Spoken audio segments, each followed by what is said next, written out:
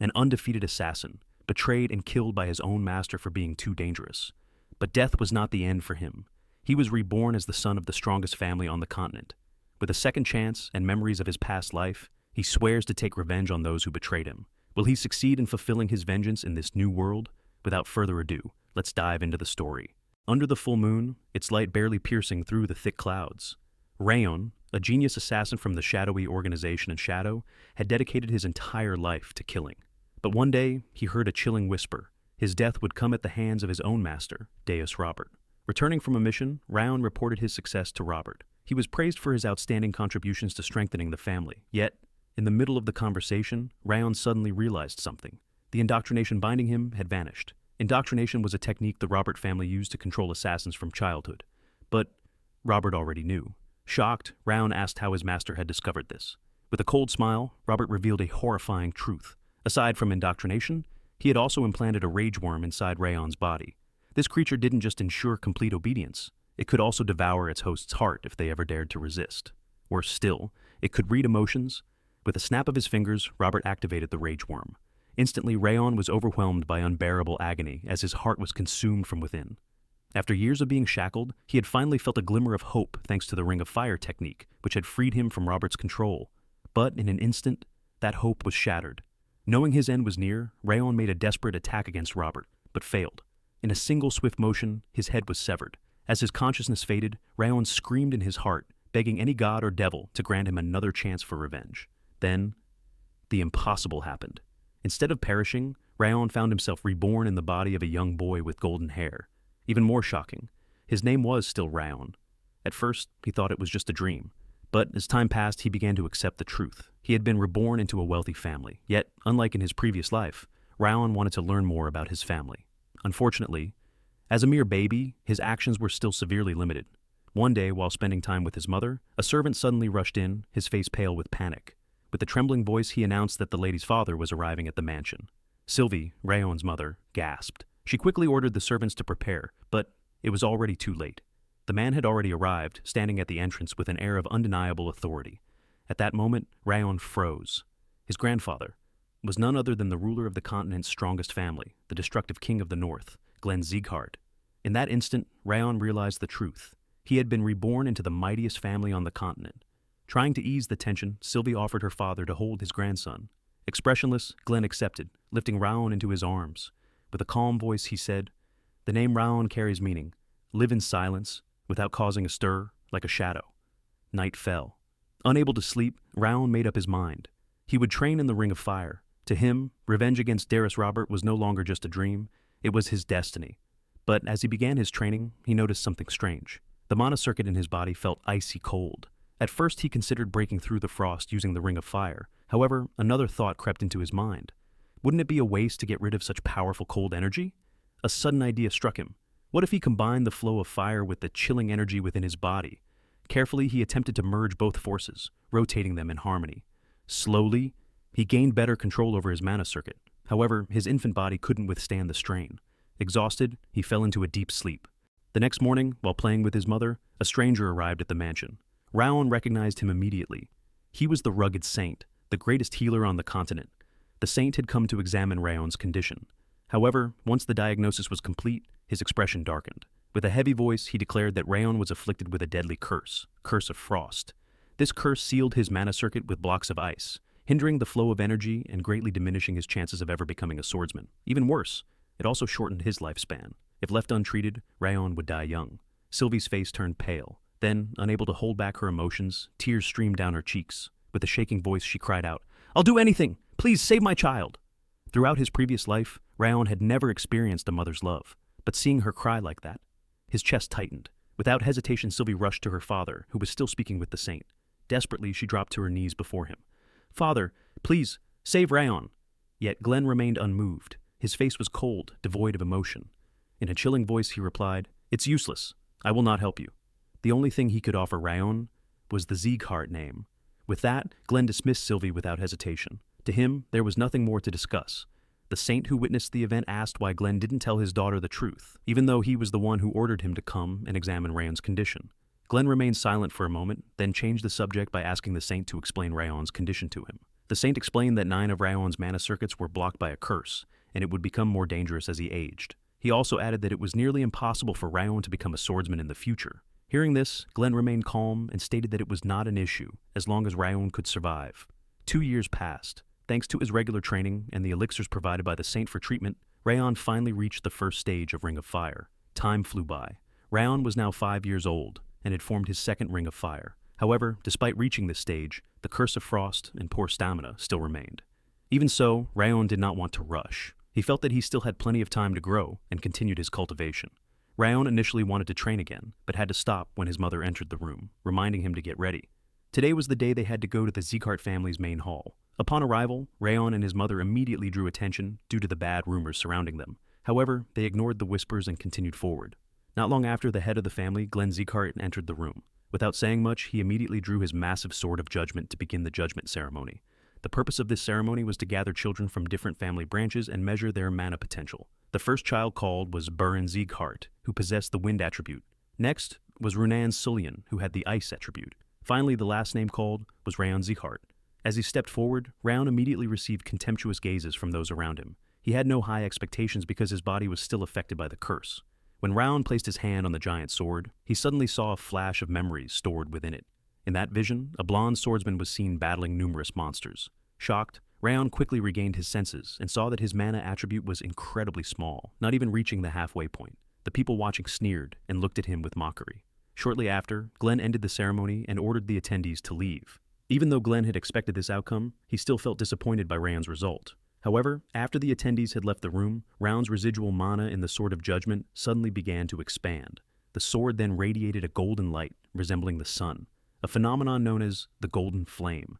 This phenomenon was extremely rare. In the entire history of the Zieghart family, the Golden Flame had only appeared once before. 7 years passed since the Judgment Ceremony. Now, Raon was close to reaching the third stage of Ring of Fire and had turned 12 years old. That day, he returned to the main estate to attend the closing ceremony of the Judgment Ceremony. During the closing event, Glenn suddenly reminded Raon that he would be participating in basic training as a new member of the family. Hearing this, Raon looked confused. He was only being told now, while everyone else had known about it a month ago. When the announcement was made, Raon's mother suddenly opposed the decision, arguing that Raon was not yet fit to undergo basic training due to the frost curse in his body. Glenn, upon hearing this, seemed displeased and firmly stated that there were no exceptions or rejections for those who had received the Zieghart name. Despite Sylvie's desperate pleas for more time, she realized that her efforts were futile now that Raon had inherited the family name. The onlookers sneered and mocked her with disdainful gazes. Seeing his mother being humiliated, Raon could not remain silent. He stepped forward and accepted Glenn's command to participate in Zieghart's basic training. Observing his grandson's determination, Glenn decided to test him by exerting the pressure of someone who held the title, Destructive King of the North. Raon refused to back down and endured the crushing force to prove he was worthy of the Zieghart name, though in the end, he lost consciousness due to the overwhelming pressure. The next day after the ceremony, Raon immediately resumed training in preparation for the upcoming training camp. Meanwhile, at the 5th training ground of the Zieghart family, Glenn visited a red-haired man known as Sword of Light, Rimmer Diaz. Rimmer assumed that Glenn had come to ask him to go easy on Raon, just like Sylvie had previously requested. However, he was mistaken. Instead, Glenn ordered Rimmer not only to maintain the intensity of the training, but to increase it if necessary. Hearing Glenn's command, Rimmer became even more intrigued by Raon, despite how weak the boy was. On the other hand, Raon continued his preparations and finally reached the 3rd stage of Ring of Fire through consistent training, but this was merely the beginning. The training within the Zieghart family was notoriously difficult, and achieving the 3rd stage of Ring of Fire was only the foundation. The night before the training camp began, Sylvie visited Raon's room. She wanted to talk to him, trying to persuade him to delay the training for a year out of concern for his well-being. However, Raon remained resolute in his decision. He wanted to prove himself to those who belittled both him and his mother. Seeing her son's unwavering determination, Sylvie finally decided to reveal the reason they lived alone and why they were despised by many. It all started when Sylvie fell in love and deliberately destroyed her mana circuit so she could leave the Zieghart family. However, her happiness did not last long. A member of Eden recognized her face and launched a sudden attack on them. Raon's father, who was not particularly strong, and Sylvie, who was pregnant at the time, were unable to resist. By the time reinforcements arrived, it was too late. Raon's father had been killed in the assault. With nowhere else to go, Sylvie was forced to return to the Zieghart family. That was why she was hated by so many. Upon hearing his mother's story, Raon felt that what she did was selfish, abandoning her duty to the family for the sake of personal happiness. But at the same time, she was also the one who gave him this new life and showered him with love. No matter how others labeled her as selfish, to Raon, Sylvie was still his one and only mother in this second life. Raon reassured Sylvie that he would be fine. After their conversation, he resumed training Ring of Fire, hoping to reach the intermediate stage. However, in the midst of his training, a sudden blue flame erupted before him, taking the form of a spirit. The being introduced itself as Wrath Spirit. The spirit demanded that Raon surrender his soul and body as an offering to exact revenge. Initially, Wrath Spirit seemed surprised that the one before him was merely a child. However, after peering deeper into Raon's heart, he realized that within this boy lay an unfathomable rage. Raon refused the spirit's offer, but Wrath Spirit was relentless. It attempted to provoke Raon's anger, forcing him to succumb. Fortunately, Raon managed to resist the temptation using Ring of Fire, the very technique he had trained so diligently. Not only did he withstand the spirit's influence, but to his surprise, he also gained a new ability, an authority belonging to Wrath Spirit called Status Window. It turned out that the system that had always appeared before Raon was actually created by the spirit itself. When Raon asked for further explanation, the spirit refused, claiming it had no reason to tell him more. Annoyed by the spirit's attitude, Raon told it to leave. However, instead of disappearing, the Wrath Spirit transformed into a bracelet that could appear at any time. The next day, at Zieghart's 5th training ground, a large crowd gathered for the Zieghart family's training selection. It wasn't just the main family's descendants, but also children from collateral families, recommended candidates, and those from subordinate families. As expected, as soon as Raon arrived, many people started whispering about him. Hearing their gossip, Raon directly confronted them, challenging them to say it to his face. Feeling provoked, some of the kids grabbed Raon's clothes as if trying to start a fight. However, before things escalated, Burr and Zieghart stepped in and stopped them. But rather than helping, Burr only added fuel to the fire by provoking Raon further. Raon tried to remain calm, but in the end, he responded to Burr's provocation. Just as a fight was about to break out, Rimmer suddenly appeared and put an end to it. The training event officially began. Rimmer explained that, out of the 160 participants, only a quarter would advance to the next stage. This announcement shocked many of the children, as it meant the majority of them would be eliminated. Ignoring their protests, Rimmer immediately ordered everyone to start running. The children took off, with Burin and Runan leading the pack.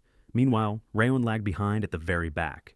Seeing this, many began to mock Raon, convinced he wouldn't be able to compete. However, to Rimmer, Raon was actually quite fascinating. He had the ability to see a person's potential through the color of their aura, yet strangely, he couldn't see any color from Raon, as if his potential was beyond comprehension.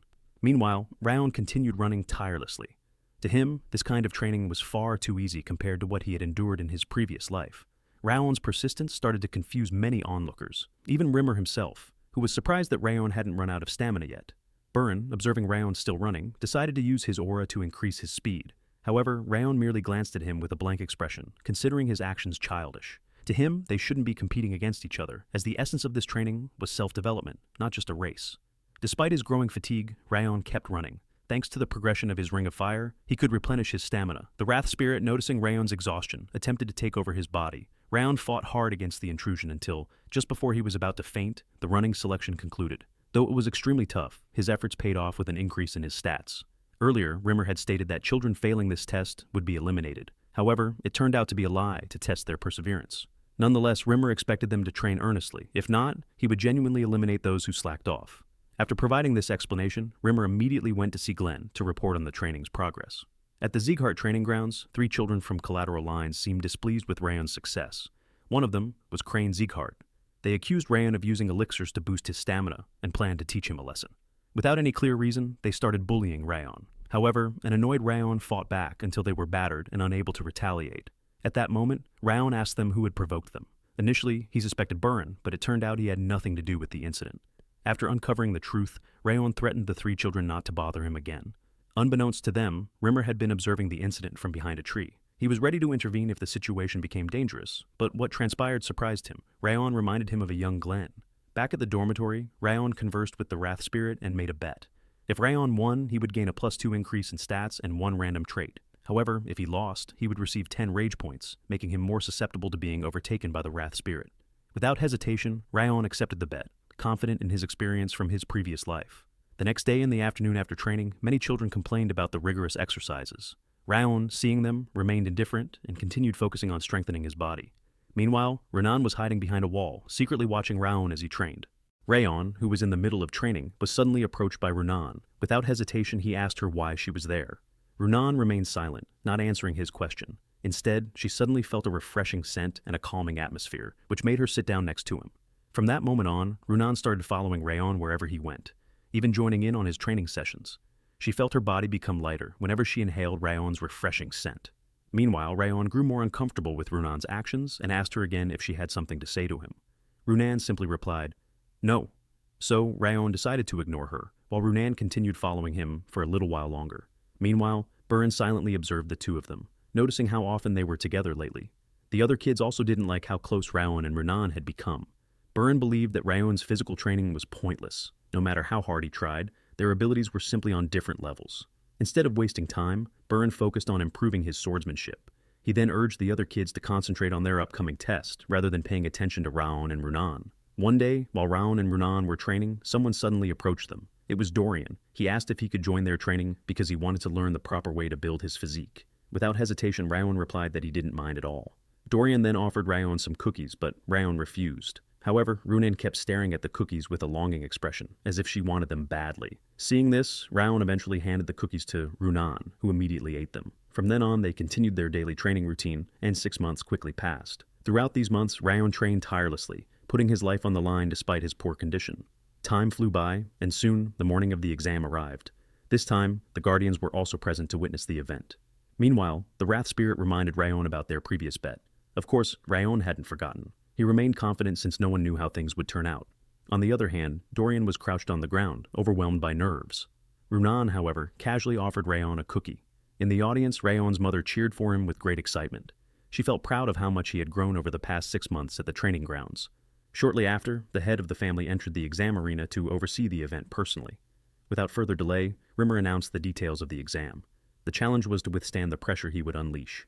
The Guardians immediately voiced their objections, arguing that it was unfair. However, Rimmer explained that this pressure was formed through various achievements. It was proof of one's abilities, even without using aura. The head of the family then stepped in and stated that Rimmer wasn't wrong. He affirmed that a person could develop immense pressure based on how they trained. With that, the exam officially began. Runan was the first to take the test. Rimmer unleashed a level of pressure that a child who had followed all the training sessions should be able to endure. To pass, the participant had to move forward and touch Rimmer. Anyone who used aura to resist the pressure would be immediately disqualified. Runan stepped forward, enduring the crushing force. With determination, she slowly advanced until she finally managed to touch Rimmer. She had passed. Next was Dorian. He struggled immensely and even vomited afterward, but he too managed to succeed. Then came Burn's turn. The pressure from Rimmer weighed down on him, making it incredibly difficult to move. However, he suddenly recalled his father's expectations. Burn couldn't afford to fail. If he did, he might be discarded just like his older brother. Fueled by desperation, he pushed forward with all his might and eventually passed. Afterward, Rimmer gave Burn some advice. He should stop trying to act like an adult and instead focus on training at a pace suitable for his age. Finally, the last participant to take the exam was Raon. Unlike the others, Rimmer unleashed an even greater pressure on him. However, Raon didn't waver in the slightest. As a regressor, he wasn't just Raon Zieghart. Within him also existed the assassin Raon. Because of that, such pressure was nothing to him. He slowly advanced, effortlessly pushing through the overwhelming force until he reached Rimmer. Then, with a calm expression, he asked if he had passed. Both Rimmer and the head of the family were stunned. They couldn't believe that Raon had not only endured the pressure, but had completely broken through it. The audience too was left in shock, unable to comprehend what they had just witnessed. Rimmer, losing his composure, immediately asked Raon who he really was. Without hesitation, Raon simply responded that Rimmer had seen his training over the past 6 months. However, Rimmer refused to accept that answer. He argued that Raon's performance had far exceeded what could be achieved in just 6 months of training. He also added that the pressure he had used should have been impossible to break through. But then, realizing that they were still in the middle of an exam, Rimmer quickly changed the subject to lighten the mood. Without further delay, Rimmer officially announced Raon as the best participant. Upon hearing this, Raon's mother and her servant were overwhelmed with joy, even shedding tears of happiness. Meanwhile, the audience murmured in confusion, questioning how Raon had managed to outperform everyone else. On the other hand, Burn couldn't accept the result. He immediately protested, claiming that Raon must have used some kind of trick. He also questioned how someone like Raon, who carried a curse, could possibly be declared the best participant. Fueled by frustration, Burn suggested settling the matter with a duel to determine who truly deserved the title. Rimmer then asked Burn if he really wanted to be the top participant. Embarrassed, Burn hesitated and said that wasn't the point. But since the exam was already over, he wanted a fair way to prove himself. Seeing this, Rimmer turned to the head of the family, asking for his decision. The head of the family then turned to Raon and asked if he was willing to fight Burn. Raon firmly refused. The test was already over, and the results had been announced. There was no reason to duel Burn. However, the head of the family then revealed a new incentive. The winner of the duel would receive a bronze tablet, which could be exchanged for a reward. The tablet system had 3 tiers: gold, silver, and bronze. each offering different prizes. More importantly, these tablets were awarded directly by the head of the family. Hearing this, Raon reconsidered. The reward seemed worthwhile, so he agreed to the duel. Thus, the bare-handed duel began. Burn charged forward, launching an attack at Raon. However, Raon effortlessly dodged and blocked his strikes. Frustrated, Burn then unleashed a technique called Void Tiger Fish, an advanced move passed down by his father. But even then, Raon remained unfazed. He blocked every single one of Burn's attacks with ease. Meanwhile, Burn was fighting under immense mental pressure. He feared losing, knowing that failure could lead to being abandoned by his father. He had to prove himself. He had to win. On the other hand, Raon could see through all of Burn's movements, reading every incoming strike. Then, at the perfect moment, Raon intercepted Burn's punch with his own, not just blocking it, but replicating Burn's own technique. Burn took a direct hit. The audience gasped in shock. Raon had copied Burn's technique on the spot. Dazed and in disbelief, Burn asked how Raon could possibly use the same move as him. With a calm expression, Raon simply replied, "I just copied it. After all, you showed it to me." The audience couldn't believe their eyes. What they had just witnessed was something they considered impossible. Rimmer, however, saw it differently. He believed that Raon possessed a talent so extraordinary that it could place him at the very top of the continent. He decided to name this ability Heavenly Talent. Since Burn could no longer stand, Rimmer officially declared Raon as the winner of the duel. Raon's mother rushed into the arena, embracing him tightly. Overwhelmed with pride, she couldn't hold back her emotions. The same was true for Renan's parents, who watched with admiration. Meanwhile, Burn's father showed no such reaction. Instead, he coldly ignored Burn, feeling humiliated by his son's defeat. That night, in the Burn family's residence, Burn was summoned by his father and harshly scolded. Afterward, still filled with frustration, Burn wandered outside aimlessly. Before he knew it, he had arrived at the training hall. Unable to shake off his irritation, he stepped inside and checked the locker that Raon had been using. What he saw shocked him. Inside, there was a pile of worn-out shoes, each pair a testament to countless hours of training. In that moment, Burn realized the truth. Raon had been training relentlessly, while he himself had done the exact opposite. Confronted with the weight of his own inadequacy, Burn left the training hall in silence. Elsewhere, the Wrath Spirit was in disbelief. He had lost his bet with Raon and couldn't comprehend how it had happened. "Who the hell are you?" he demanded. But Raon ignored him, focusing instead on what he had gained from their bet. +2 ability points, +1 random special trait, and +1 unique trait, Perception of the Snowflower. The Perception of the Snowflower trait enhanced his sensory range. However, since it was only at 1-star level, the effect was limited to a 10% increase. Raon smirked and mocked the Wrath Spirit for giving such a ridiculous name to the trait. The next day, Raon was summoned by the head of the family. As promised, he was given the bronze tablet. With it, he had the right to request a reward, either an item or a favor, depending on the tablet's value. Without hesitation, Raon immediately asked how he could restore his mother's status and return her to her former position. The head of the family answered, "The only way is to achieve something that earns the recognition of the entire family." But such an accomplishment was not easy. In fact, it was akin to plucking a star from the sky, nearly impossible. Yet, Raon's response was unwavering. If the head of the family says it's possible, then it can be done. With that, Raon considered the bronze tablet used and turned to leave. However, the head of the family stopped him. "That was just a question. You haven't actually claimed your reward yet. If all you wanted was an answer, I could have given it to you without using the bronze tablet." Without hesitation, Raon made his real request, a cultivation technique far superior to the one taught in training. Raon needed a more advanced technique. If he wanted to restore his mother's honor and exact his revenge, his current skills simply weren't enough. The head of the family snapped his fingers. At that moment, one of the Zieghart family's bookshelves appeared before them. "Raise your hand," he instructed. "The book you desire the most will reveal itself to you." Raon did as he was told. A single ancient book emerged. The head of the family and the servant beside him were stunned. How could it be that book? Before anyone could react, the contents of the book flowed directly into Raon's mind and body. The head of the family stood still, lost in thought. He recalled his past, how he had focused solely on strengthening the family, neglecting his own son in the process. For the first time, regret filled his heart. Even if Raon hated him, he had now made up his mind. He would protect Raon and his mother, no matter what. Snapping out of his thoughts, he looked at Raon and asked, "What just happened?" Raon, still processing the new information, replied, "I don't know. I just remember a lost cultivation technique, and now it's inside me." The head of the family took a deep breath and asked, "What is the name of the book?" Raon's eyes flickered as he spoke. "It's called 10,000 Flames Cultivation." Raon was asked by the head of the family whether he truly remembered the contents of the 10,000 Flames Cultivation book. Without hesitation, Raon confirmed that he did. The head of the family immediately sat down and said that was enough. Raon was free to leave. After Raon left, a servant asked the head of the family about the cultivation technique Raon had mentioned. The head of the family explained that it was a technique that had only ever been used by the very first head of the Zieghart family. He admitted that he never expected Raon to be able to learn it. The servant then asked about the book, which had gone missing.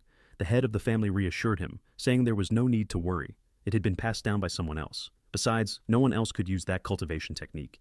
If not for Raon, the book would have just rotted away on the shelf.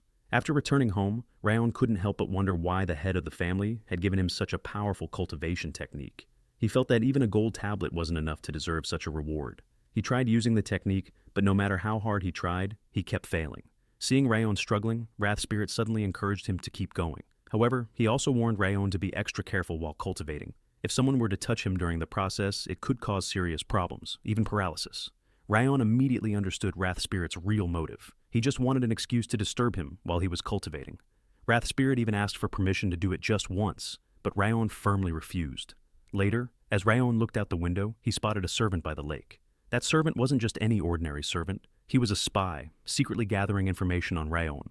As soon as the spy let his report float away on the water, Raon swiftly pressed a knife against his neck. He ordered the servant to look at the lake and coldly stated that he had known about the spying ever since the servant first entered his residence. The servant was completely shocked. He had been so careful, yet Raon had seen through him all along. Without hesitation, Raon ordered him to open his mouth and forced a mysterious pill down his throat. Almost immediately, the servant felt a sharp pain in his stomach. Raon then picked up the report and demanded to know how it could be read. He took a few guesses and, to the servant's horror, got it right. The servant asked how Raon knew, but Raon ignored him and continued making guesses, this time about who the letter was intended for. Once again, he got it right. The servant panicked. He had spent years training as a spy, yet Raon seemed to know everything. As realization dawned, the servant suddenly suspected that the pill Raon had given him was Rageworm. Hearing this, Raon decided to play along and went along with the deception. The servant had assumed this mission would be an easy one, but he never expected to encounter someone like Raon. Desperate, the servant tried to negotiate, offering to rewrite the contents of the report, but Raon refused. He simply ordered the servant to write exactly what he had seen, though only the parts that his boss would inevitably find out anyway. Then, Raon made an unexpected offer. He asked the servant to become a double agent. With no other choice, the servant accepted. Satisfied, Raon walked away, hoping that the spy would provide valuable information when they met again. Not long after, training resumed. Despite everything, Raon still hadn't managed to use aura. When he arrived at the training grounds, he saw that only 42 people had made it through, barely a quarter of the original participants. Suddenly, Runan approached him. A few days ago, at the Runan estate, she had been told to always express gratitude to those who helped her, and so, without hesitation, she thanked Raon. Raon found the whole thing strange. It wasn't like Runan to act so suddenly. Then, Dorian came over and asked how Raon was doing. He was already struggling during the initial selection process, and now, as an official trainee, he felt like he was going to die for real. Dorian kept complaining about everything that had happened to him, even mentioning how Byrne wasn't the top trainee, but to his shock, Byrne was standing right behind him. Startled, Dorian froze, while Byrne ignored him and walked straight up to Raon. Without hesitation, Byrne apologized for his behavior during training. He admitted his defeat, but made it clear that he hadn't given up. No matter how much effort it took, he was determined to stand before Raon again. Byrne had made up his mind. He would never back down or surrender. Raon found it odd that someone his age could openly acknowledge both his mistakes and his loss. Just then, Rimmer arrived and announced the details of their new training program. But before he could continue, someone suddenly appeared, drawing everyone's attention. It was a woman, Martha Zieghart. Without wasting any time, Martha asked who the training leader was and told them to step forward. She declared that she couldn't stand the idea of being under someone weaker than her, and immediately challenged them to a fight. Raon stepped up and introduced himself as the top trainee. Martha scoffed, unimpressed. He didn't look like someone worthy of that title. Without hesitation, she challenged him to a fight. Byrne immediately intervened. "Where's your pride, Martha?" he asked. Martha turned to him, furious that he had dared to speak to her that way. Byrne remained calm, explaining that Raon had rightfully earned his position as the top trainee, but Martha dismissed his words with a sneer and mocked him instead. Despite her provocation, Byrne didn't let his emotions get the better of him. Then, Runan appeared, stepping in to shield Raon from Martha. Martha turned and walked away, but it was just a feint. In an instant, she lunged at Raon, launching a sudden attack. However, Raon reacted swiftly, deflecting her strike with ease. Martha's eyes widened in shock. Her attack had been redirected. Without missing a beat, Raon counterattacked, but Martha managed to block his strike. Frustrated, Martha grew even angrier and prepared to attack again. But before she could, Rimmer stepped in and stopped her. "Raon hasn't learned to use aura yet," Rimmer stated. "I can't let you fight him, but once he does, I'll allow the battle to happen." Wrath Spirit fumed. He was frustrated that Raon had let Martha off so easily and urged him to retaliate with full force. But Raon remained calm. "Now's not the right time," he replied. "Besides, my strike landed. Next time I'll show her something even more impressive." The scene then shifted to the training grounds. Burin was struggling with the intense training, realizing that it wasn't as easy as he had expected. Meanwhile, Raon, despite only training for a month, had been improving at an astonishing rate. Martha, unwilling to be left behind, trained even harder. Known for her terrifying talent, she now found herself feeling uneasy. So much so that she couldn't even hide it from Raon. When she returned home, her anxious expression was obvious. A servant reassured her, saying there was no need to worry. Raon won't be able to defeat you, he said. He has a flaw that can't be overcome. Meanwhile, Raon continued training relentlessly. Having learned about Raon's weakness, Martha regained her confidence. Smirking, she began mocking him.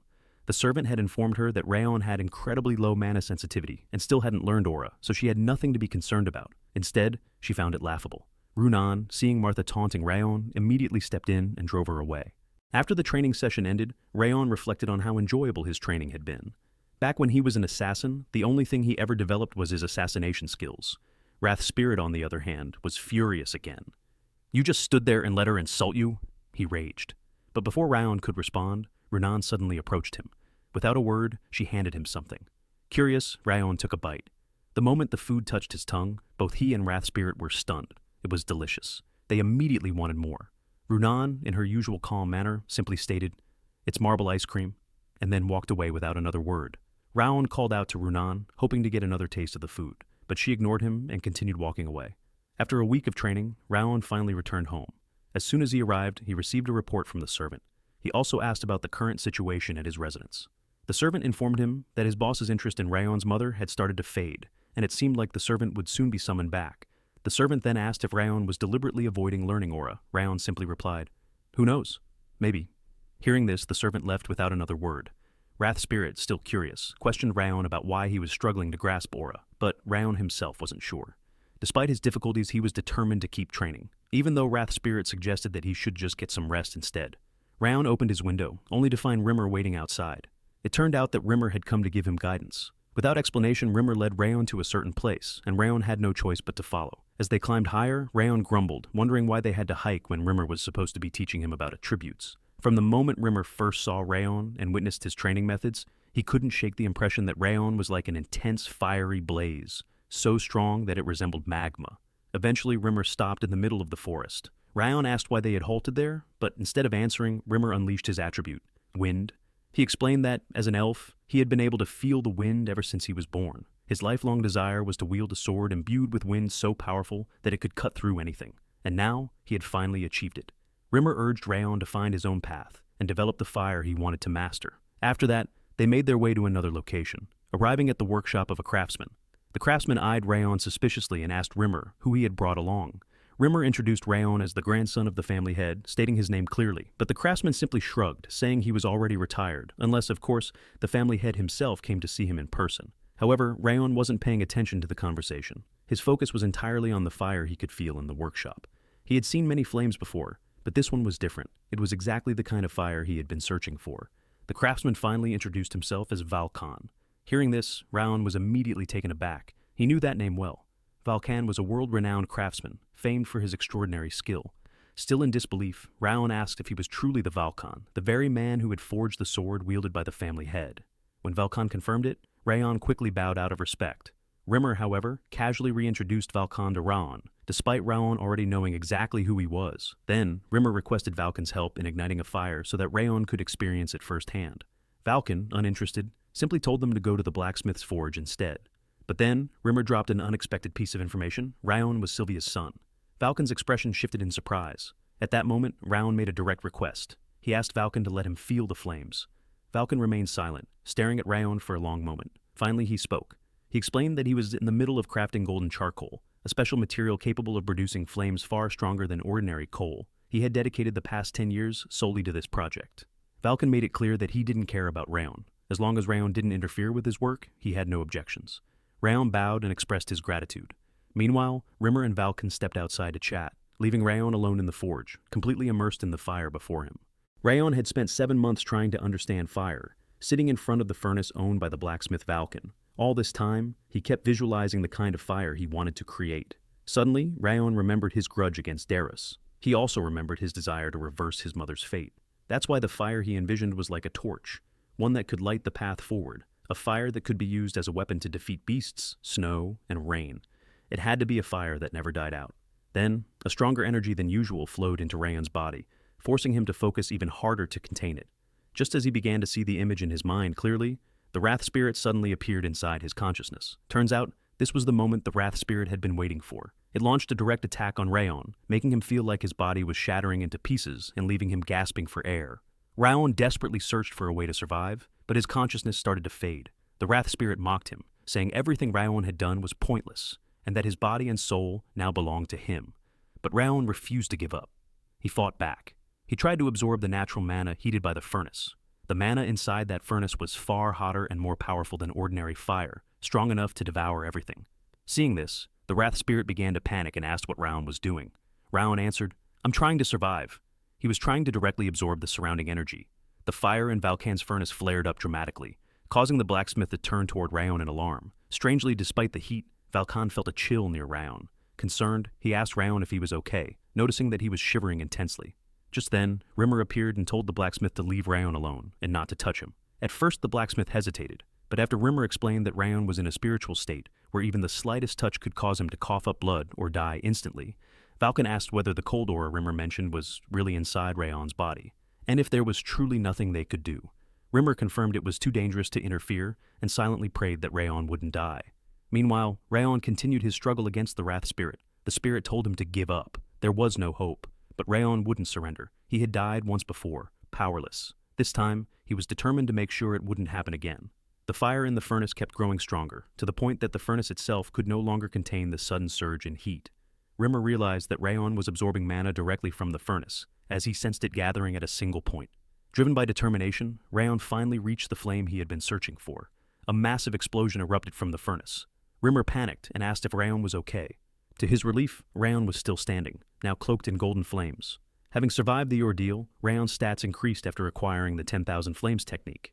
He felt confident that he could soon master it even further. Raon was amazed at all the blessings he had just received. Meanwhile, the Wrath Spirit was left speechless, shocked by how mentally strong Raon was, even after being pushed to the brink. Raon calmly said, "I told you, trying to break me is pointless." From that point on, Raon decided to stay alert and guard against the Wrath Spirit, working to cover any of his own weaknesses, so that the spirit couldn't exploit them again. Afterward, the blacksmith approached and asked if Raon was all right. Raon replied that he was fine. The blacksmith then asked if Raon had successfully obtained an aura. Raon confirmed that he had, and it was all thanks to the blacksmith. He also apologized for destroying the furnace during the process. The craftsman said it was no problem as long as Raon was okay. Besides, he could always make another furnace. Then the craftsman glanced over at his furnace and felt something was off, so he went to check it out. To his surprise, there was golden charcoal inside. This charcoal was stronger than white charcoal and lasted longer than black charcoal. Thanks to Raon, the craftsman had finally created the charcoal he had been dreaming of for decades. He thanked Raon, but Raon replied that he didn't do anything special. The craftsman then explained that while Raon was training, the fire in the furnace always flared intensely, and that was because of Raon's breath. The heat from the furnace had spread throughout the room, allowing the craftsman to finally produce the golden charcoal, all thanks to Raon. After explaining this, he asked Raon what his goal was and what kind of swordsman he wanted to become. With full confidence, Raon answered that he wanted to become a swordsman who never gives up, no matter the situation or the opponent. The craftsman said he didn't expect such an answer from a kid like Raon. He also told Raon that he'd be able to get his sword in about 3 to 5 years. Once Raon's resolve was fully set, the craftsman told him to come find him, because he would keep the golden charcoal just for Raon. Raon asked if that meant the craftsman would make a sword for him. Wasn't he already retired? The craftsman then said he would come out of retirement just to make Raon's sword in the future. He also told Raon to stay alive. Watching from above, Rimmer grew curious about what was going on. It turned out that Raon had successfully awakened his aura. Rimmer commented that Raon sure had a knack for making people worry. Apparently, the head of the family had been coming every day to check on Raon, concerned about his progress. Now that Raon had finally awakened his aura, the family could breathe a sigh of relief. The scene then shifts to the training ground. Runan was wondering when Raon would return. She also wanted to repay him for helping her before. Moments later, Raon appeared at the training hall entrance, and Runan immediately approached him. She encouraged Raon and handed him a marble ice cream, the same kind she had given him before.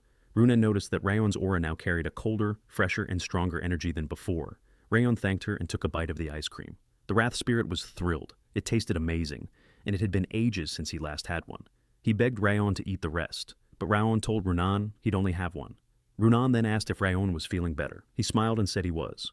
The next day, Rimmer gathered everyone and announced a special plan for the upcoming month. In 1 month, he would be holding one-on-one duels. The outcome of these battles would affect each student's graduation and determine their rankings. Martha then raised her hand and asked what would happen to students who had fallen behind and hadn't awakened their aura yet.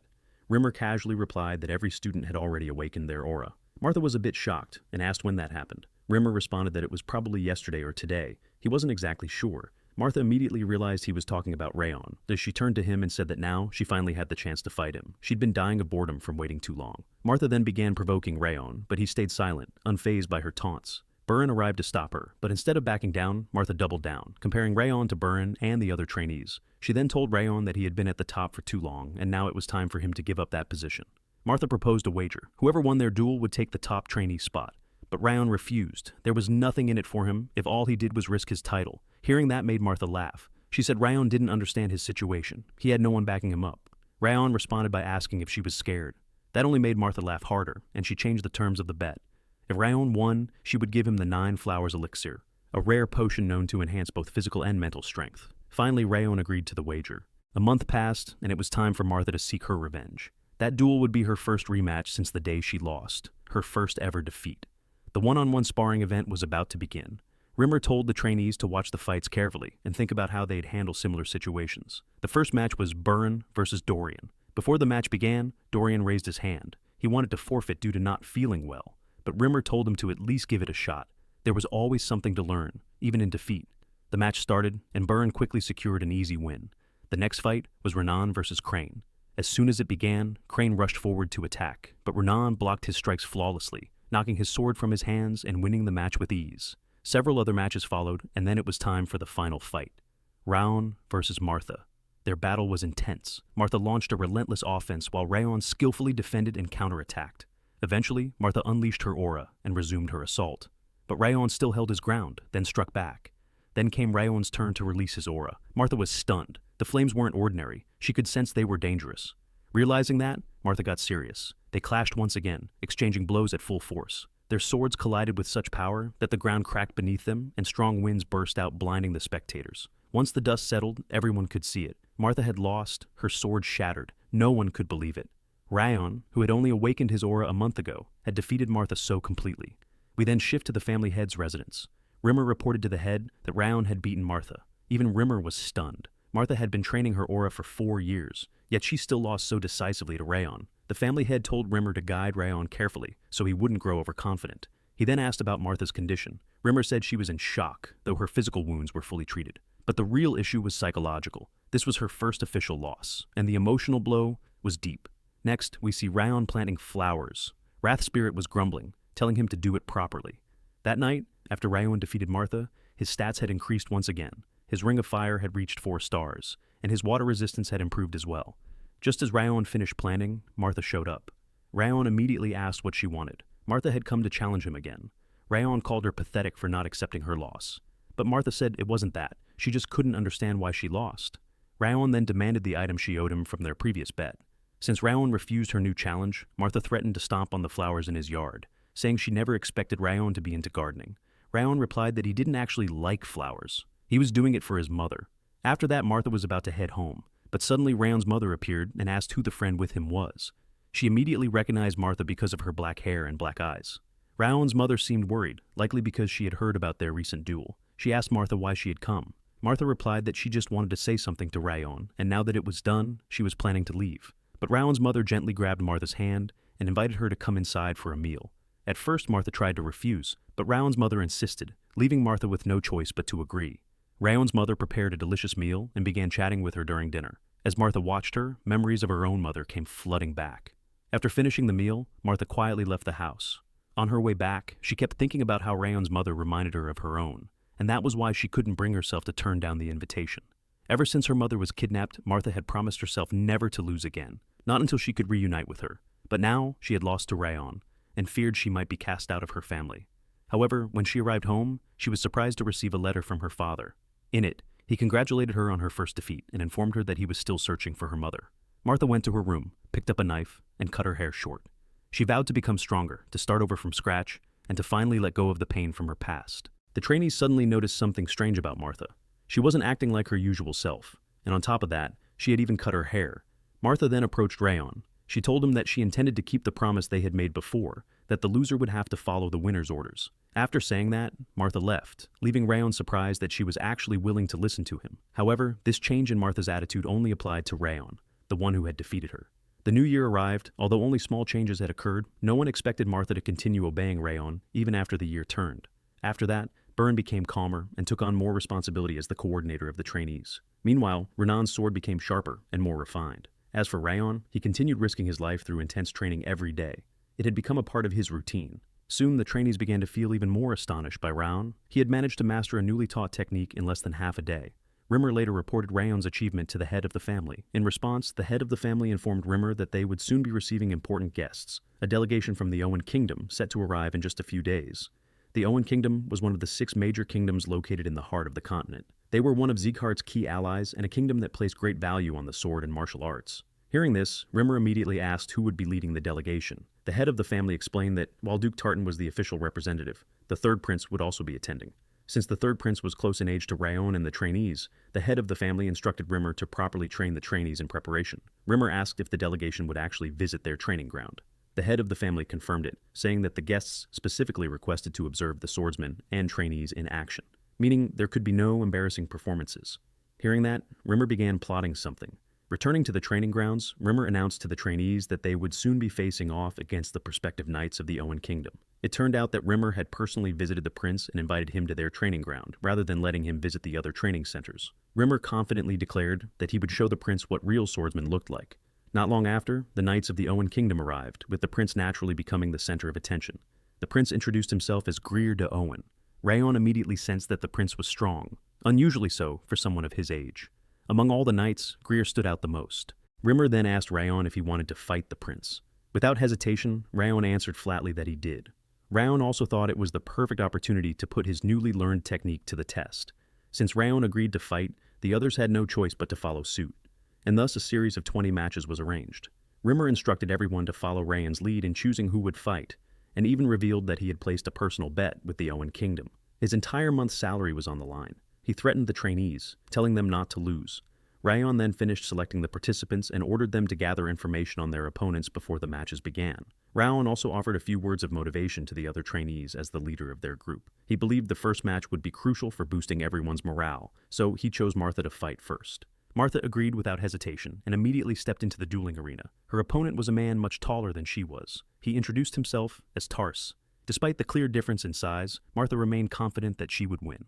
The duel between Martha and Tars began.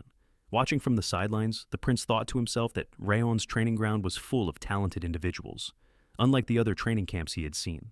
Meanwhile, the Duke asked Rimmer if the reason he had invited them here was to show off his students. Rimmer responded that this was a rare opportunity for the trainees to face knights from one of the 6 great kingdoms, and he believed it would be a valuable learning experience. Then, Rimmer casually suggested that they place a bet and reward the winners. However, the Duke seemed to look down on Rimmer's trainees and asked if they even stood a chance against the knights of the Owen Kingdom. Rimmer simply replied that he believed in the students he had trained. Returning to the duel, Martha kept attacking relentlessly until Tars's sword finally broke. Tars couldn't believe how strong Martha was. With one final strike, Martha sealed her victory. Raon, observing from the side, was surprised. Instead of becoming softer after their previous battle, Martha's swordsmanship had grown faster and stronger. The matches continued until the 18th duel, where Renan faced off against Idalia. Idalia openly said that she didn't like Runan's blank expression and immediately unleashed her aura. Runan calmly replied that she didn't like fire, and then released her own aura. Their duel began, and their clash created a mist that spread across the arena. Runan used the mist to move stealthily. Idalia sensed Runan's presence and tried to strike, but there was nothing there, leading her to wonder if it had all been an illusion. Suddenly, Runan appeared behind her, sword pointed at her back, and claimed victory in the 18th match. Idalia admitted it had been a great fight, but Runan ignored her and instead walked straight to Raon, asking if he had been watching her duel. Raon replied that her footwork had improved significantly compared to before. Runan thanked him and quietly sat down next to him. Next was the 19th duel, featuring Byrne against Saren. After briefly introducing themselves, they immediately launched into battle. Byrne quickly realized that their skills were very close, meaning that even a slight lapse could cost him the match. The fight was fierce and intense, and eventually both of their swords shattered, resulting in a draw. Byrne stepped down from the arena, frustrated that he couldn't win. However, Raon encouraged him, saying he had done a good job and not to worry, because Raon would win the final match and uphold Zieghart's honor. Raon then entered the arena alongside the prince. The prince quickly sensed that Raon's martial arts skills seemed ordinary and asked Raon if he was a direct descendant of the Zieghart family. Raon answered honestly, he was not. Hearing that, the prince completely underestimated Raon, losing interest in the fight. He didn't like predictable matches and was far more eager to fight Martha, Renan, or Burin instead. The prince even suggested to Rimmer that after he defeated Raon, he should be allowed to challenge either Martha or Renan. Rimmer simply smiled and said it was fine, as long as he won. The arrogant prince then ordered Martha and Renan to prepare, boasting that he would quickly finish his duel with Raon. He also mentioned he wouldn't even bother using his aura to conserve his strength. Meanwhile, the Duke asked Rimmer who that monster was, referring to Raon, because he had barely been able to sense Raon's presence. Rimmer smiled and said, "So you noticed," and added that maybe the Duke should have warned the prince, who was clearly underestimating Raon. The Duke explained that the prince was destined to one day lead the Owen kingdom and had never experienced defeat before. He believed that this would be a perfect opportunity to teach the prince about losing in a safe environment. Even so, he emphasized, the prince was strong. Even genius swordsmen couldn't defeat him. Rimmer disagreed with that statement and proposed another bet.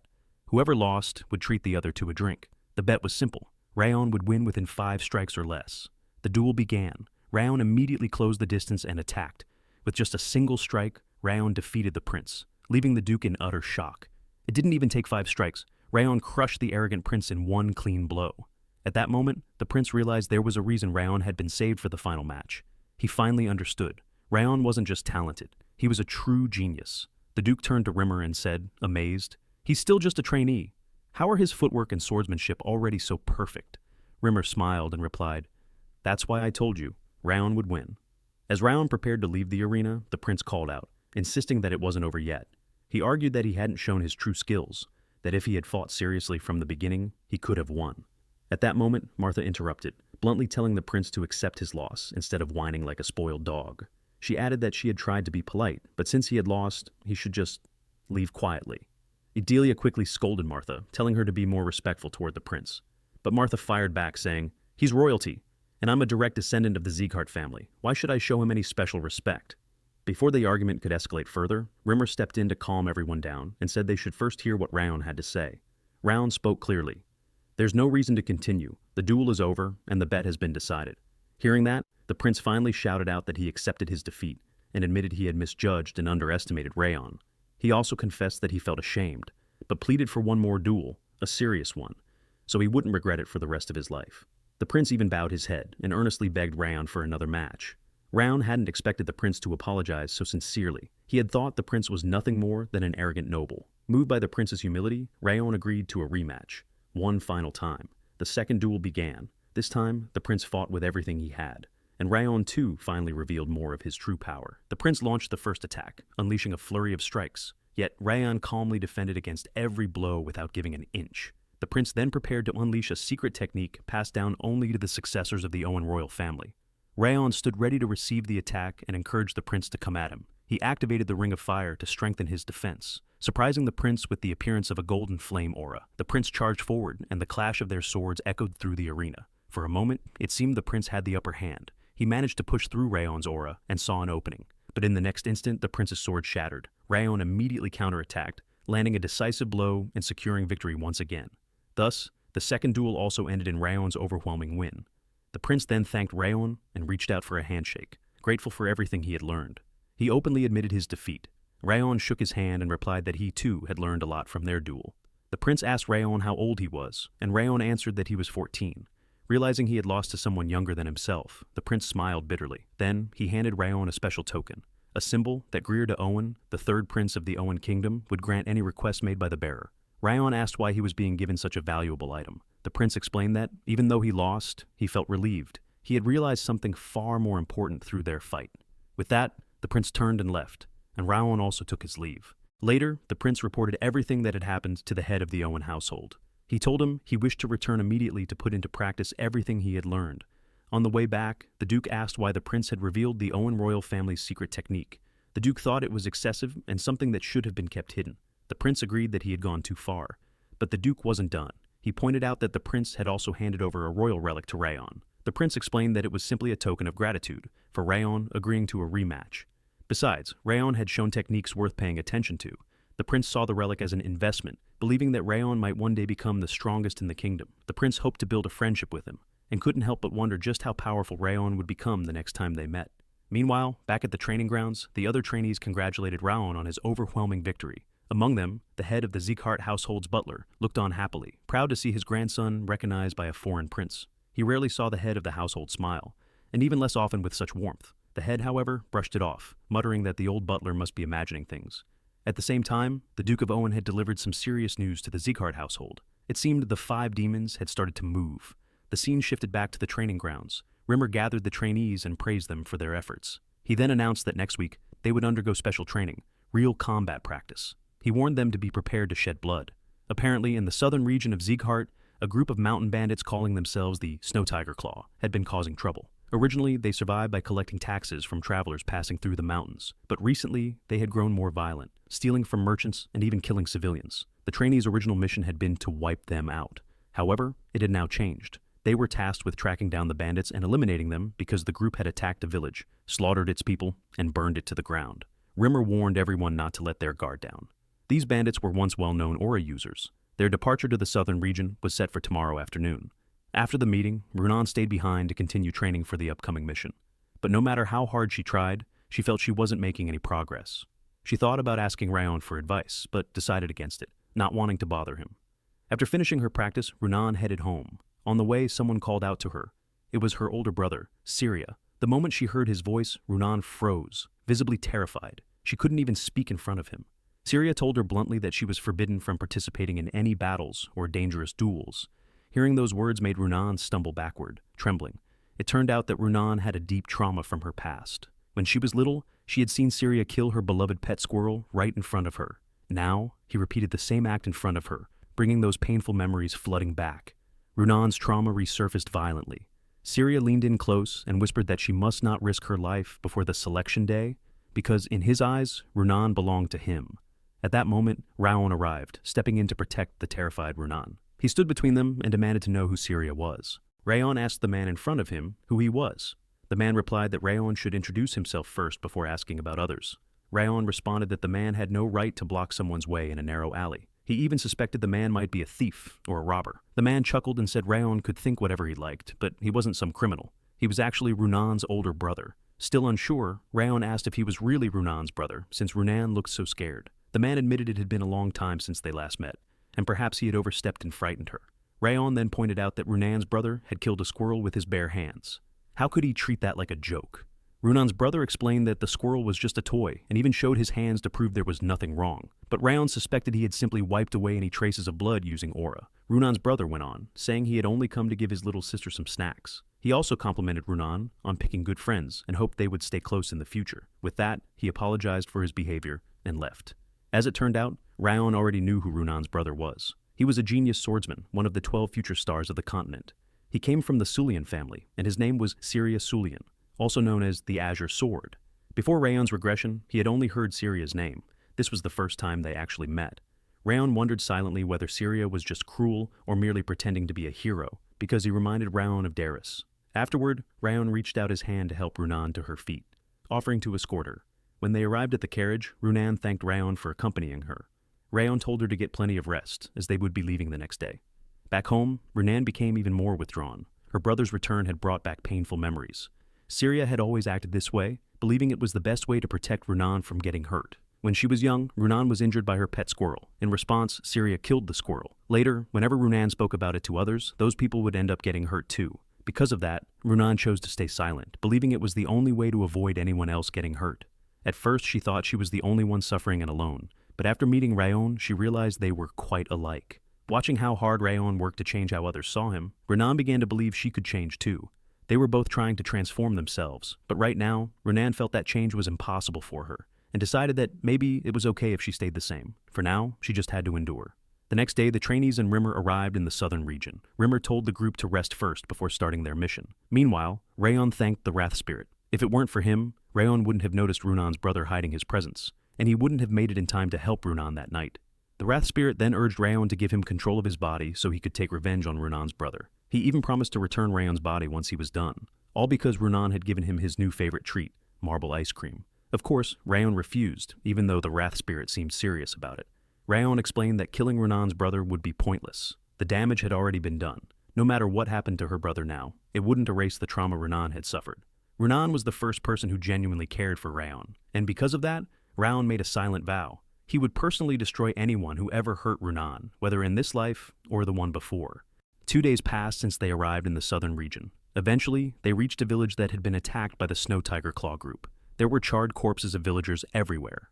Martha didn't flinch. She was already used to scenes like this. Raon, however, looked around, wondering where Raon was. He hadn't seen her. It turned out Raon had wandered into one of the villagers' homes and stumbled upon a corpse. The sight overwhelmed her, and she fought the urge to vomit. Rimmer gathered all the trainees and explained that everything they had just witnessed was the work of the Snow Tiger group. He told them to burn this sight into their hearts and never forget it, so that when they faced Snow Tiger, they wouldn't hesitate for even a second. Rimmer then handed out special whistles. Normal people wouldn't be able to hear the sound. Only those with trained senses could. If anyone found themselves in danger, they were to blow the whistle immediately, and Rimmer would come running. However, he also warned them. Snow Tiger's swords showed no mercy. So, rather than relying solely on the whistle, they should try to handle the situation themselves first. Afterward, the trainees were ordered to form groups. Meanwhile, Raon was still haunted by her brother's words, how he had promised to kill anyone who dared hurt her.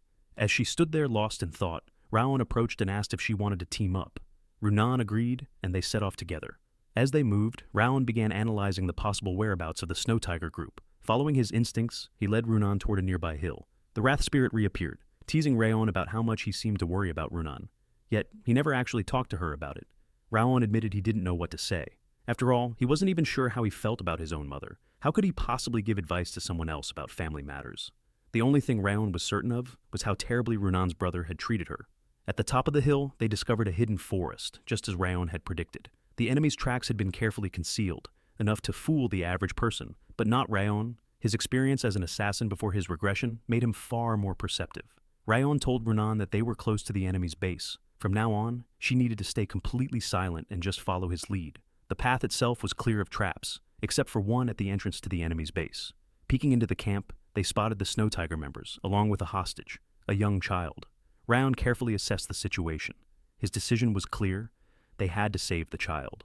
He asked Raon to help by using her mana to muffle any sounds during the rescue. Raon stepped forward and activated her mana, creating a sound barrier. Meanwhile, Raon rushed in and swiftly took down the two bandits in front of him. But when Raon saw the bandits killed, her trauma resurfaced. She dropped to her knees, screaming, and the mana she was using to suppress sound shattered. Frozen by fear, Raon became an easy target. One of the bandits moved in to strike her, but Raon quickly intervened, saving her just in time. He subdued the bandit and demanded answers. Resigned to his fate, the bandit spilled everything he knew. It turned out there was another hostage inside the cave, the sibling of the child Raon had just rescued. Hearing this, Raon declared that she would save the other hostage, telling the child not to worry. But Raon warned her, "It's not that easy. Don't make promises you can't keep." Right after, Raon blew the special whistle Rimmer had given them. However, the sound was picked up by someone inside the cave, and more enemies emerged. Without hesitation, Raon threatened the new group, offering a trade. "Release the hostage, or your men die." The enemy leader just laughed and threatened to kill the young girl instead. Seeing the situation escalate, Raon quietly told Raon to turn away. Then, without mercy, he struck down the bandit holding the girl hostage and launched an attack on the rest. Raon quickly joined in, using her abilities to disrupt the enemy's senses. Together, they managed to rescue both hostages and retreat from the immediate danger. Afterward, Raon instructed Raon to stay and protect the children, while he finished off the remaining bandits. But Raon grabbed his arm, pleading with him not to go, worried because Raon was still injured. Raon calmly explained, "Yes, the battlefield is terrifying, but what's even more terrifying is being paralyzed by fear and unable to act. We are swordsmen of the Zieghart family. It's our duty to carry on the legacy of those who came before us and protect those who remain." He continued, "I don't know exactly what your brother did to you, but the more you let fear control you, the larger that shadow grows. You can't spend your whole life running from it. Only you can protect yourself and the people you love." Raon then added, "From now on, your choices are your own. You don't have to hide in the shadows anymore." Moved by Raon's words, Raon gathered her courage. She refused to stay shackled by her past any longer. Meanwhile, Raon returned to the fight, cutting down many of the remaining bandits. Suddenly, the bandit leader attacked him.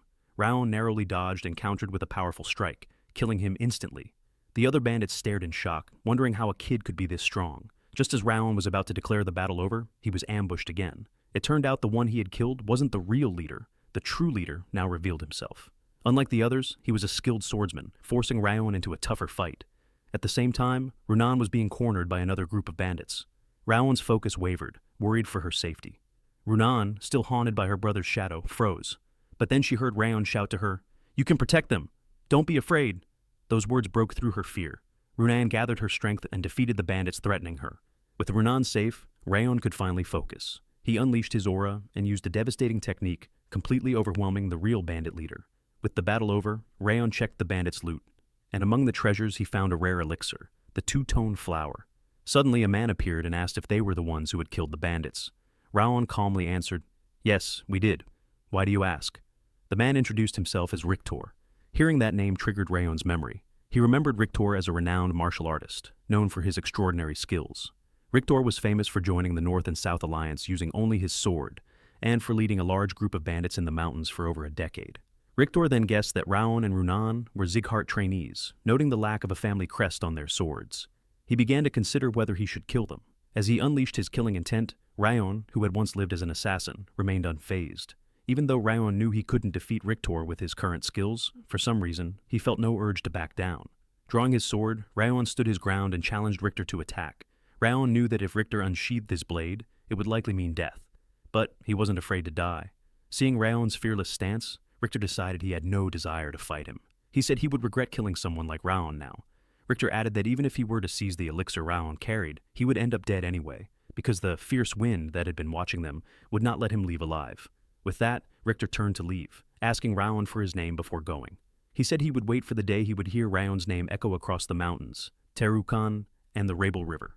Afterward, Raon and Runan returned to the children and safely made their way back to Martha village. Burin was once again frustrated that he had fallen behind Raon. Meanwhile, Rimmer was busy giving advice to the other trainees. After their mission, Raon and Runan were summoned by the family head. Both were awarded bronze medals for their achievements. The family head even praised them, and much to Raon's surprise, he returned the elixir Raon had obtained during the mission. After the ceremony, Raon went home, where he found Dorian waiting for him. Raon immediately panicked. Dorian had already told his mother everything. Soon, Raon's mother appeared and asked him if what she heard was true. Raon was speechless. She walked up to him, pulled him into a tight hug, and said, "You did a great job, Raon." Raon was stunned. He had expected her to scold him, since she had always warned him to be careful. But instead, his mother explained, "The first head of the family swung his sword to protect the weak. Why would I scold you for doing the same? For saving those hostages?" In fact, she was proud of him. Raon, unfamiliar with such overwhelming emotions, struggled to process it all. When he turned around, he realized Dorian had already slipped away. The Wrath Spirit appeared, teasing, "Finally noticed, huh? That kid ran off a long time ago." That night, Raon thought to himself, this wasn't such a bad night after all. Meanwhile, Runan had gained newfound confidence, successfully overcoming her trauma thanks to Raon's words during their mission. And as it turned out, Rimmer had been secretly observing Raon's encounter with Rictor the whole time. The fierce wind Rictor spoke of, it was Rimmer himself watching over them. After everything that happened during the mission, Rimmer began to believe that Raon resembled the first head of the Zieghart family and considered him a promising seed for a future king. Meanwhile, at the Robert family residence, Darius was busy writing something. He glanced down at a wound on his hand, a wound that still hadn't healed. It was the same wound he had received from Raon, the assassin, 17 years ago. Despite using countless elixirs, consulting expert doctors, and even renowned priests, nothing had been able to heal it. The wound neither festered nor closed. Instead, it remained, as if forcing Darius to constantly remember his true self. Darius wondered if the spirits of the dead were compelling him to remember them. But unfortunately, Darius was not the type to dwell on the past. He simply didn't have time to waste before realizing his ambitions. Elsewhere, Raon had achieved the rank of sword expert. His stats had risen along with his advancement. Reaching this level hadn't been easy. He had fought tooth and nail for it. The Wrath Spirit emerged and sneered, saying that even sword masters were nothing but insects to him, let alone mere sword experts. So, Raon shouldn't be so proud.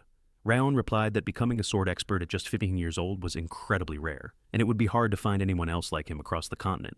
The Wrath Spirit scoffed, saying only fools cared about age on the battlefield. Weakness was weakness, no matter how old you were. Raon agreed, admitting that no one would show mercy just because he was young. The Wrath Spirit added that even now, Raon's strength was no match for just one of his claws, but hearing that made Raon chuckle. In the past, the Wrath Spirit wouldn't even have bothered mentioning something like a claw. To Raon, this was a small acknowledgement of his growth, even if the Wrath Spirit angrily denied it. Raon teased him, saying it was obvious the spirit had recognized his progress. Infuriated, the Wrath Spirit insisted he would never acknowledge a mere human, but Raon continued to poke fun at him. The scene then shifts to the training ground. Rimmer called out to everyone, telling them to stop for the day. Their training was over. Burin protested, asking for an extra 20 minutes to make up for Rimmer's tardiness, but Rimmer ignored him and immediately ran off. Raon took over, instructing everyone to finish up their exercises and asking the assigned team to start cleaning the training hall. Meanwhile, Dorian was opening his locker when he suddenly screamed. Martha was standing right next to him. She ordered the others to clear out, saying she would handle the cleaning herself. Just then, Rimmer returned, remembering something he had forgotten to announce. He informed them that they had received their second mission. It had been 6 months since their first mission, and this time, they were being sent to Cebu Village, in the southeastern territory of Zieghart, to eliminate the orcs threatening the villagers. In short, it was an orc subjugation mission. Everyone was excited. They had been waiting for a mission like this. However, Rimmer revealed that he wouldn't be accompanying them. Byrne asked what they should do if they encountered serious danger. Rimmer simply said that dealing with such situations was part of the test. Even knowing when to retreat and survive was a skill, and the leader's judgment would be critical. He added that they would depart in 2 days at dawn. The announcement stunned everyone. Only 2 days to prepare. Rimmer explained that an extermination mission required much more urgency and focus compared to escort or dungeon exploration missions, so they had to be ready. Byrne complained about the lack of preparation time, but Raon immediately stepped up, calming everyone by reminding them that missions could come at any time, without warning. Now wasn't the time to panic. It was time to prepare. Hearing Raon's words helped steady the others' nerves. Meanwhile, Rimmer gave one final warning. Orcs were far more savage and powerful. Even their sheer size alone was unlike any monster they had faced before. He advised them to focus on dodging, rather than trying to endure hits, because facing orcs head-on would be far too dangerous for them right now. Especially since they would be outnumbered, the battles would be chaotic and overwhelming. The next day, Raon was getting ready to set out on his mission. The Wrath Spirit warned him that unexpected things could happen at any time, so Raon shouldn't assume everything would go according to plan. Just then, Raon's mother suddenly entered his room, surprising him. She looked upset, furious even, because Raon hadn't informed her beforehand. Raon asked how she had found out. He figured it must have been Dorian who told her, but it turned out it was Rimmer who had informed her. Raon quickly apologized. His mother then told him that being the top member wasn't just about receiving honors, it was a position of responsibility. He had to lead the others in a better direction. It wasn't enough to simply complete the mission. He had to guide his teammates and minimize any losses. The lives of the others would depend on Raon's decisions. She reminded him that while subjugating monsters might sound easy, it was actually a difficult mission. They had to completely eliminate the enemy to ensure no villagers would be harmed. She warned Raon to always remember, he wasn't just a trainee anymore. He was a swordsman of Zieghart. Raon thought his mother might scold him, and she truly was angry, but she held it back, knowing this wasn't the right time for it. Even though she was deeply worried for him, departure time arrived. Rimmer addressed everyone, reminding them that anything could happen out there. He warned them not to trust anything too easily, and if things ever felt overwhelming, they shouldn't hesitate. Just retreat immediately. Without wasting more time, Rimmer ordered them to move out. Normally, the journey would have taken about a month, but since the roads had been cleared, they would now reach their destination in just 2 weeks. Raon took charge, commanding the group to form 4 lines and move according to their assigned squads. It wasn't just Raon's physical strength and aura that stood out. His mental fortitude and keen perception were also something to be proud of. Because of that, Rimmer believed Raon and the others would handle this mission well. But in truth, Rimmer had lied to the trainees. He had said he wouldn't accompany them, but he actually planned to secretly follow and watch over them from the shadows. Meanwhile, a suspicious group, looking very much like assassins, was also gathering, and they too were heading toward the same village Raon and his group were traveling to. On their journey to a village called Cebu, Raon and his group run into members from the 6th training ground. The 6th squad is led by someone named Zieghart. Raon asks why the 6th squad members are there, and in return, Kane asks why the 5th squad is there as well. Raon had heard about Kane before. He was once injured and bedridden for a long time, but now it seems Kane has recovered enough to rejoin the 6th training squad. With his skills, Kane could easily be considered a high-level swordsman. Kane then explains that they're heading to Cebu Village for an orc extermination mission. He asks Raon what business his squad has there. Raon replies that they're on the same mission, to eliminate the orcs in Cebu. Kane then questions whether both squads were given the same mission, as the 6th squad wasn't informed about this. Raon is a bit surprised by this too, since he also wasn't told that another squad would be involved. We're then taken to the night before the departure, at a bar on the outskirts of the city. There, Rimmer is proudly talking about his students from the 5th training ground. He boasts how they completed their previous mission by defeating a group of bandits and confidently believes they'll succeed in this orc extermination mission as well. Suddenly, the instructor of the 6th squad approaches Rimmer and suggests that the orc mission should be handed over entirely to the 6th squad instead. He argues that orc extermination requires teamwork, not just individual strength, something the 5th squad lacks due to its focus on individual skill. Recently, the 6th squad completed an extremely difficult training course without losing a single member, so their teamwork has improved. Because of that, he insists the mission should go to them. Rimmer responds, "Are you really that concerned about the 5th squad getting all the attention lately?" He then proposes a new idea. Send both the 5th and 6th squads together. The orcs need to be dealt with before they become a serious threat to the village. By turning it into a shared mission and letting both squads compete, The job will get done faster and more thoroughly. Rimmer then asks the 6th Squad's instructor if he agrees. The instructor nods and says he'll request permission from the head of the family. Back to where the 2 squads are gathered. Burren speaks up, saying there might have been a misunderstanding between the instructors about this mission. He tells the 6th Squad they can go back. The 5th Squad alone is enough to handle the mission. Kane takes offense at Burren's remark, saying he's being arrogant just because he's from the 5th Training Squad. Is that confidence just because you're from the 5th Squad? Kane then argues that this mission requires teamwork, and the 6th Squad is clearly superior in that area. The 5th Squad lacks any real experience in group cooperation, so they're bound to struggle. Burren replies that while he acknowledges Kane's abilities, he shouldn't underestimate the 5th Squad. Watching the heated exchange between Kane and Burren, Raon starts to wonder if the instructors, especially Rimmer, had predicted this would happen. So, why didn't they say anything before sending them out? Rimmer values hands-on experience and considers it essential for a noble. From his perspective, a real-life monster extermination mission is invaluable. But most importantly, it's a chance for the students to learn teamwork and strategy, the true key to success in any monster hunt. Additionally, the 5th Squad still lacked experience in teamwork and strategy. That's probably why Rimmer intentionally set them up to compete with the 6th Squad, whose reputation was rising. He likely wanted them to realize for themselves that the 5th Squad still had a long way to go. Thinking about it that way, Raon found Rimmer to be incredibly cunning. And suddenly, everything made sense. It was clear that they were meant to experience firsthand just how important teamwork really is. With all that in mind, Raon recalled what his mother told him before he left. She said she wanted to see him become a swordsman who protects others. Snapping back to the present, Raon looked at Burren and Kane, who were still arguing. He stepped in and told them to calm down. Arguing any further would just be a waste of time. He pointed out that they should already know this problem couldn't be solved through words alone. So, Raon suggested settling things with a match between the 2 squads. Burren questioned the idea, asking if it was really okay to fight each other before the mission even began. It seemed reckless. They didn't even know what kind of threats they would face yet. Raon replied that one squad clearly wasn't willing to back down, and Burren himself had no intention of handing the mission over to the 6th Squad either. Raon then explained, since this was an extermination mission, the orcs would likely appear in large numbers, and that meant there was a high chance a high orc would be leading them. So here was the plan. Whichever squad wins the match would take the lead in the mission. The losing squad would play support. They'd work together to defeat the orc leader, break up the orc group, and complete the mission as planned. If the leading squad couldn't handle the orcs, the support squad would step in and take over. Kane agreed. It wasn't a bad idea. With that settled, the 2 squads headed up the nearby mountain to begin their match. And just like that, the battle started. Burren, Martha, and the other 5th Squad members charged toward the 6th Squad. The rules were simple: defeat the entire team or capture their flag. Martha, however, didn't think they needed a strategy. She believed brute force was enough, and underestimated the 6th Squad, thinking she could take them all down on her own.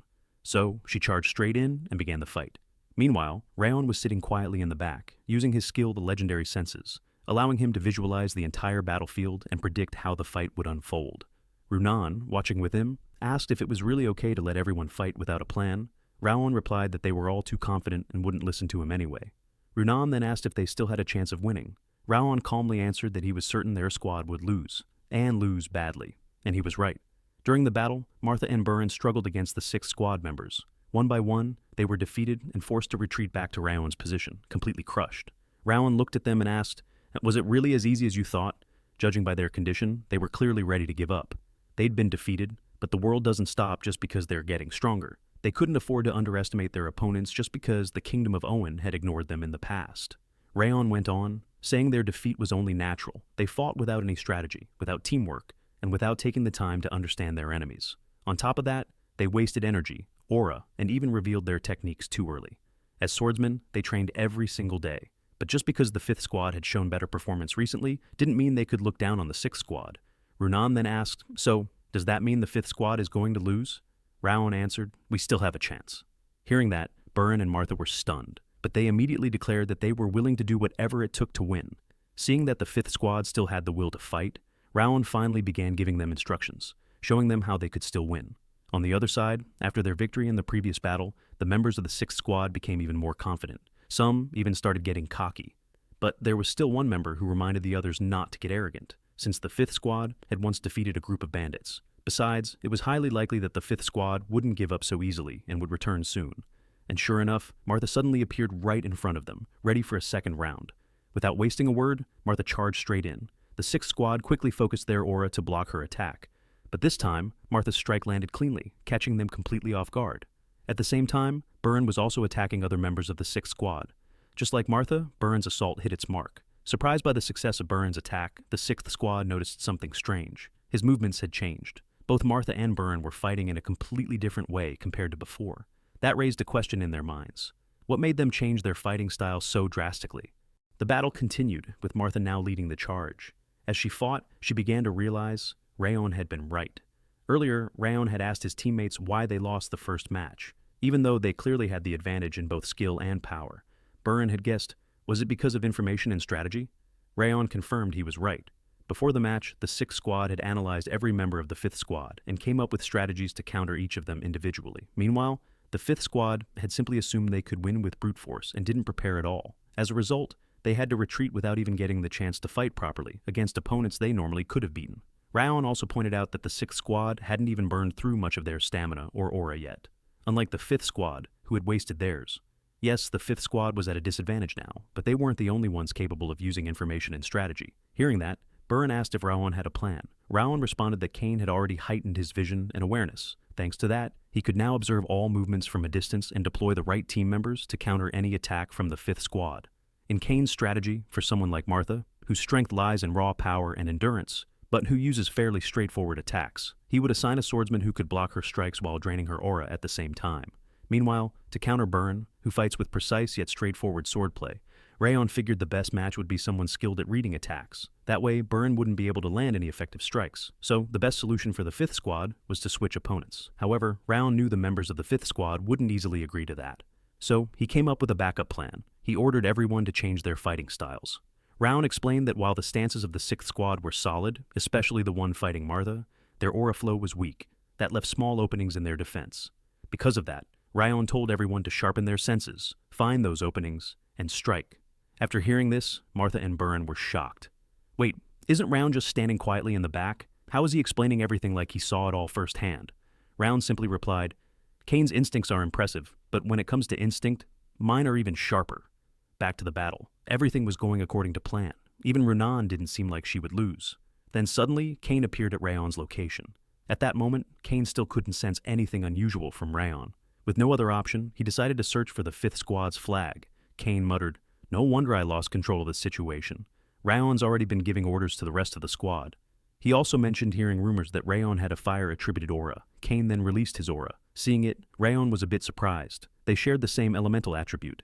Kane added that his aura level was higher than Raon's, and he had more of it too. In Kane's mind, that meant Raon was no match for him. Provoked, Raon unleashed his own aura, and just like that, their fight began. Raon struck first. As Kane analyzed the attack, he recalled the rumors. Raon had defeated both Martha and Prince Owen. Even though Raon's aura was supposedly inferior in level, its power was undeniable. Still, Kane believed he was stronger. Their sword clash continued for quite some time, but then, Raon's aura overwhelmed and consumed Kane's, completely catching him off guard. Raon followed up with another strike, and eventually, Kane was defeated. After winning, Raon calmly said, What's the point of having an elemental advantage if you still end up losing? Soon, all the 5th Squad members gathered around Raon, with Kane lying in defeat. Byrne asked, Did you plan for this all along? That Kane would come for the flag once he got desperate. Just like Raon had predicted, everything had gone smoothly in taking down the 6th Squad. Even Martha admitted it. She had initially planned to ignore Raon's orders, but because things worked out so well, she changed her mind. Once again, the entire 5th Squad acknowledged Raon as their number one. From now on, they would follow his every command without complaint. Hearing all of this, Raon felt genuinely happy. This battle had helped everyone grow, even if just a little. He then addressed the team with a few words. You all did a great job today. Raon also reminded them that this match had taught them an important lesson, how dangerous blind confidence and arrogance can be, and what kind of outcome you get when you act without a solid strategy. If this had been a real battle, all of us would have been dead. So don't forget what you learned today. On the other hand, Kane's perspective on Raon had changed. He now realized that Raon was far more capable than he initially thought, sharper, more composed, and refined both mentally and physically. At first, Kane assumed the 5th Squad was arrogant, but now he saw that the truly arrogant one was himself. Kane then approached Raon and admitted that he too had learned something. Thanks to Raon, Kane realized that letting his guard down was a mistake that should never happen, and having a backup plan was essential in case the original strategy failed. Kane still believed that the 6th Squad had better teamwork, especially since he had gathered some intel on the 5th Squad beforehand. But in the end, not only did the 6th Squad lose, Kane was also completely outclassed in both leadership and one-on-one combat against Raon. He used to think he was stronger, but it turned out to be nothing more than baseless pride. He had learned a lot from that match, and for that, Cain now felt indebted to Raon. Seeing this side of Cain, Raon started to think that Cain was different from the other direct bloodline descendants he had met before. Cain actually seemed like a decent person. Raon then said that the match had also been a valuable learning experience for him. Following that, Cain reminded him of their earlier agreement, that the 6th Squad would serve as support for the 5th Squad during the Orc extermination mission. We then skip ahead to 2 weeks after the mission had begun. Cebu Village was a small, unremarkable place, with no special products or tourist spots. It was home to just a handful of villagers who made a living through farming. Their mission this time was nothing more than a routine patrol. Occasionally, monsters would cross through Cebu Village, so this wasn't considered a special assignment. But Raon couldn't shake the feeling that they were being watched from behind. Raon suspected it wasn't the instructors tailing them. This sensation felt different. It was as if an enemy was observing their strength, carefully assessing them from the shadows.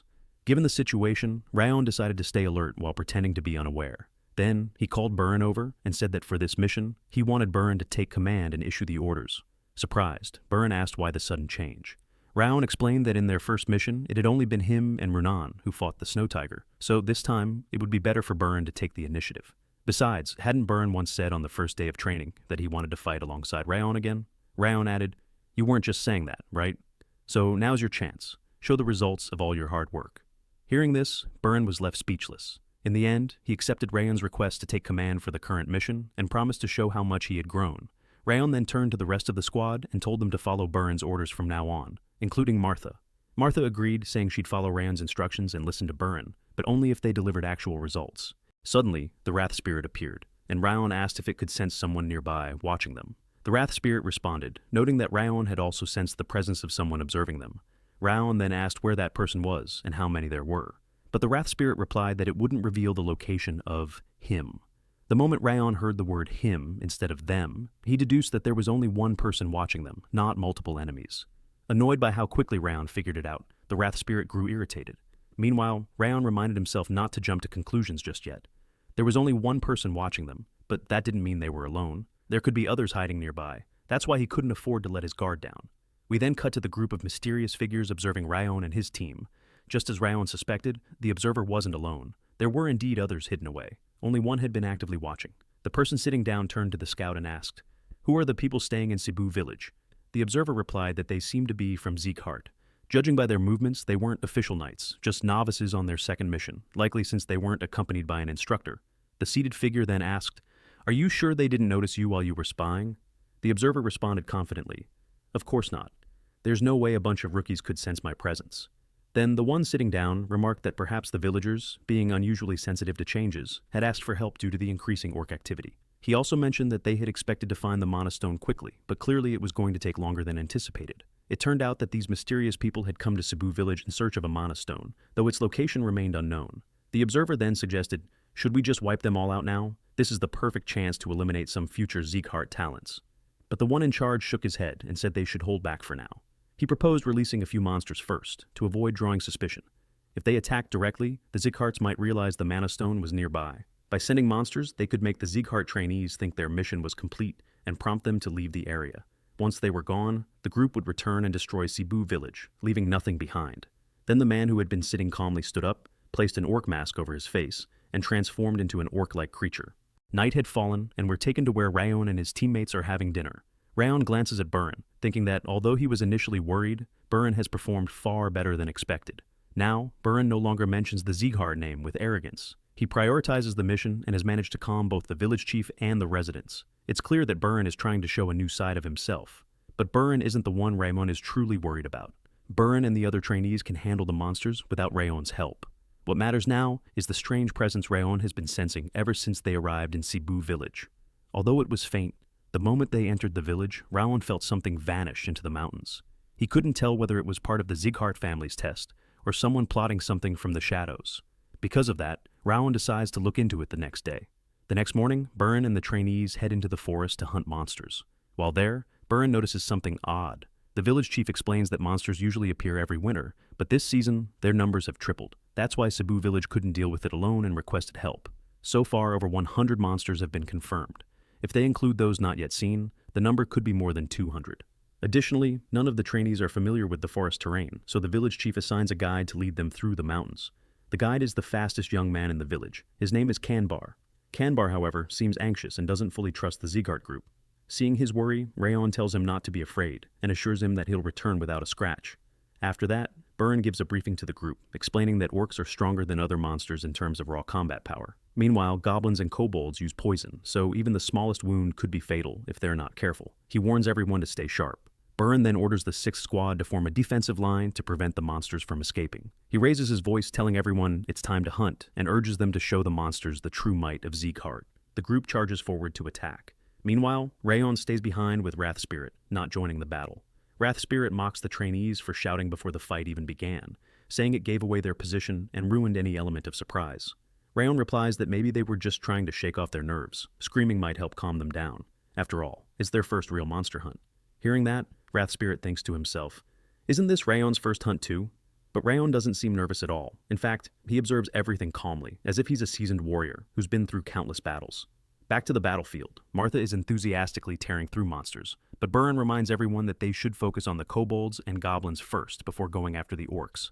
Suddenly, some orcs break through the defensive line. Seeing this, Canbar panics and instantly regrets volunteering as the guide. He even shuts his eyes out of fear, but Raon doesn't hesitate. He steps in and swiftly eliminates the approaching monsters. To Raon, they're nothing in the face of his power. He wipes them out effortlessly. Canbar slowly opens his eyes, shocked to find that the monsters have already been defeated. Raon asks him if he's hurt, and Canbar replies that he's okay. Then Raon says he has one question for him. Is there a legend or story passed down about these mountains? Something like a tale of a hidden treasure, or an incredibly powerful monster. Canbar then mentioned that there was a story like that. According to what he knows, hundreds of years ago, the Goblin King of the Western region fought a knight on that very mountain. Canbar also heard rumors that the Goblin King's ring was buried somewhere in those mountains. Hearing this, Raon quickly came to a conclusion. The strange presence he'd been sensing all along was actually from Eden.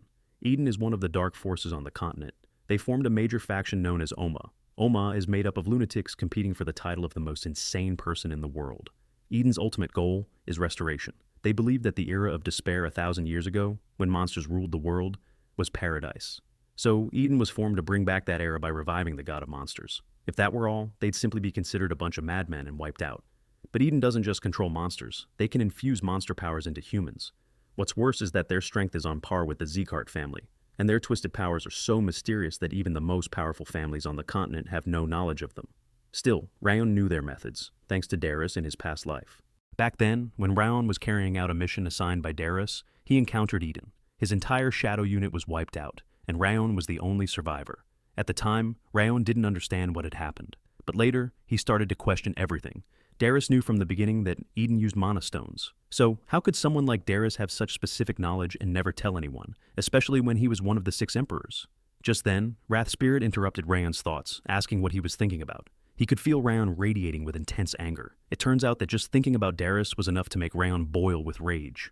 But now wasn't the time to let emotions take over. What mattered most was facing Eden. If what Canbar said was true, then Eden's goal was clearly the mana stone of the Goblin King. It's been centuries since the Goblin King died in those mountains, so there's a good chance that a powerful mana stone still lies buried there, and that's what Eden is after. Raon realized that Eden likely sent those monsters just to trick Zieghart into thinking the mission was complete. It was a distraction, to lure them away and keep them from interfering with Eden's real objective. Then the scene cuts to Burn, who's in the middle of battle, targeting what he believes is the leader of the monsters. Burn charges forward, hoping to finish it off with a single blow. But suddenly Martha shows up and declares that she'll be the one to take it down. After the monster falls, Burn orders everyone to wipe out the remaining enemies since their leader is already dead. Raon then turns to Canbar and asks if anyone has ever found a gem or treasure in the mountains. Canbar replies that when he was a child, the village chief once returned from the mountain carrying a red gemstone from the summit. Most villagers didn't know about it, but Canbar believes that the gem is probably buried under the floor of the chief's house. Hearing that, Raon is shocked. If that's true, then the situation is far more serious than he expected. If Eden searched the mountain and didn't find the gem, they would destroy Cebu village to get it. Eventually, the group defeats every last monster. With the extermination complete, they all return to the village. There, they're welcomed warmly by the village chief and the townspeople. The chief personally thanks them on behalf of everyone. But despite the celebration, Raon still feels like something is off. Martha then asked Raon if everything had gone the way he expected. Still, she wasn't sure what Raon's true goal really was. Raon replied that he didn't quite understand it himself yet, but when the time came, he would explain everything. Martha responded by saying that Raon didn't need to worry. No matter what happened, she would follow his orders until the mission was complete. Just then, Runan approached Raon and asked what he was doing. Was something weighing on his mind? She said he didn't look okay. Raon told her that he was fine, that there was nothing wrong. Then he invited her to come along, saying the village chief was holding a celebration. But even as he said that, Raon kept thinking that Eden wouldn't make their move until the Zieghart group had left the village. For now, they would probably just keep sending monsters, and tomorrow would be the critical moment. The next day, at the edge of Cebu village, the Zieghart trainees were making their way back, believing their mission was complete. Buren, walking with the others, couldn't help but wonder why Raon hadn't reclaimed his position as leader yet. Buren felt confident that he hadn't done anything wrong in his leadership. He didn't know what Raon was trying to confirm, but he hoped that Raon recognized his ability to lead was on par with his own. Then Buren ordered everyone to pick up the pace. By afternoon, Raon suddenly told everyone to stop. The group looked around, confused as to why he was halting their march. They thought it was still too early to make camp. The sun was still up, and they could easily travel a bit farther. But Raon announced, "From here on out, the real mission begins." Buren immediately asked what he meant by that. Hadn't they already wiped out the monsters? Why was Raon saying the mission was only starting now? It made no sense to him. Raon calmly replied that their mission wasn't just to kill monsters and protect the village. Buren pushed back, "But we've already done that, so what's the issue?" Raon answered, "Someone's been watching us, not long ago." Whoever it was had been observing the Zieghart team up until just an hour ago. Raon admitted that the person could have been an instructor, but he had sensed a powerful malicious intent coming from them. Raon went on to say that he had actually felt the presence even before they arrived at the village, and that same presence had disappeared toward a village about half a day away from their current location. Buren was stunned by this. He asked again, was Raon being serious? Martha then stepped forward and asked Raon if he had really sensed it before they even entered the village. Raon confirmed it. He'd felt it the moment they reached the hill near the road leading into town. Martha followed up with another question. "So, is that why you gave leadership to Buren? To draw attention away from yourself?" Raon nodded. "Exactly. I did it to better assess the enemy." Kane, who had been listening, was amazed by Raon's ability. Even during the battle, it was clear to him Raon was already beyond the level of an average instructor. After all, even he hadn't realized they were being watched. Buren then asked Raon if that was the only reason he had been given command. Raon confirmed it. As a commander, he believed that Buren was better suited to lead the others than he was. Even during training, Buren had already shown the qualities of a true leader, one of the best among them. Because of that, their enemy likely mistook Buren as the real leader, which helped keep Raon's presence hidden. Raon praised the way Buren handled leadership during the mission. In fact, he said Buren was truly worthy of being called a Zieghart. Raon also told Buren that once they returned, he would recommend him as vice captain. Hearing that, Buren thought he might be able to compete with Raon. But then again, what Raon had done was something Buren could never pull off. So he felt like he still wasn't on the same level. Normally, monsters don't cooperate with other species. But in this mission, the monsters showed signs of coordination, which meant someone had to be controlling them. The mission the Zieghart trainees were given was to protect the village. So as long as the village was still in danger, the mission wasn't over. Raon then declared that from this point on, they would return to the village. But this time, things would be different. They'd move as quietly as possible, so no one would detect them. Disguises would help. Unfortunately, not everyone had the skills to stay hidden, so Raon didn't force the issue. Suddenly, Dorian interrupted and told Raon that he had enough disguise tools for everyone. Surprised, Raon asked when Dorian had managed to gather all that gear. Dorian answered that he had brought it just in case. Hearing that, Raon was shocked. Dorian had packed 40 different disguises, just in case. Raon then gave an order for one person to head to the nearest branch and report their situation. The rest of them would now follow his commands without question. Any disobedience would not be tolerated. 5 hours later, we shift to Eden's temporary hideout near the mountain, close to Cebu village. There, someone reported that the Ziegharts had left, and after checking the surrounding areas, there were no issues. Upon hearing the report, the Eden leader immediately gave the order to begin the operation. Then he used a skill called Restoration, transforming himself into an orc. He issued commands to the orcs. Eliminate everything that stands in their way. Leave no survivors. Meanwhile, the Ziegharts had already returned to the mountain near Cebu and were observing the orc army marching toward the village. Seeing this, Buren was in disbelief. How could this be happening when they'd already wiped out all the monsters? Raon calmly told everyone to wait. It wasn't time to act yet because they still didn't know the enemy's true identity. Buren protested, saying that if they didn't act now, innocent villagers might get hurt. They had to step in. Raon explained that if they rushed in blindly, they'd be defeated. Buren pushed back, insisting their mission was to protect the village, so they had to fight now. But Raon reminded him their enemy was Eden. That meant they needed to be extra careful. The moment Raon said Eden, everyone froze. Even Martha immediately asked if he meant Eden from Oma. Raon nodded. Only Eden, or a monster of Lord class, could control monsters like this. That's why they couldn't afford to rush in without a plan. Buren then admitted that he understood Eden's power, and that Raon's orders made sense. But if they didn't act soon, half the villagers would die. So was Raon really planning to just sit back and watch innocent people get attacked, waiting for the right moment? Burren said he believed Raon was more deserving of the Zieghart name than he was. But that kind of logic, waiting while others suffered, was something Burren couldn't accept. Because to him, raising your sword to protect the weak, right now, was the duty of a Zieghart swordsman. Then Burren dashed forward to attack the monsters, declaring that, from now on, he didn't care whether the others followed him or not. As long as they considered themselves swordsmen of the Zieghart family, they should follow him. Hearing this, Runan turned to Raon and said she would go after Burren, then leapt off the cliff without hesitation. Seeing Burren act like that, the others started to realize that he had a point. Letting fear take over just because their enemies were from Eden would only tarnish the Zieghart name, especially when all of them were trainees under the command of the 6 emperors. So the other members began running forward, joining Burren in his attack. Meanwhile, the 6th squad didn't stand idle either. They followed Burren to support the 5th squad. All of this had already been predicted by Raon. He knew Burren and the others wouldn't sit still in the face of injustice.